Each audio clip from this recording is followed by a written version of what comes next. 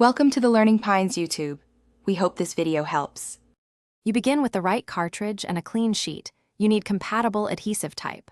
Once you have the Xyron cartridge, remove any protective tape and trim your item to cartridge width so it feeds smoothly. Make sure the roll's leader is aligned with the feed path and seat it in the trays so the teeth engage. You do this to avoid jams and uneven adhesive. Once set, close the lid firmly. You should hear a soft click confirming proper alignment. You now feed the trimmed piece into the machine slowly. Push until the rollers take it and you feel resistance.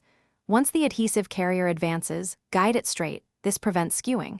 When the registration mark or measurement reaches the cutter guide, make a decisive cut to separate the sticker. Keep even, light pressure on the top so the laminate and adhesive bond uniformly. If laminating, pass the piece through twice for heavier stock. Once cut, peel the liner away to reveal the finished sticker. You're at the final step, application and quality check. Position the sticker and press from center outward so air escapes. This ensures full contact, especially on curved surfaces. Make sure to burnish the edges with a squeegee for long-lasting adhesion. If you see bubbles, lift gently and reapply or puncture small bubbles with a pin and smooth. If the machine jams, power off, reverse feed a little, clear any bits, then reseat the roll and resume. That resolves most errors quickly.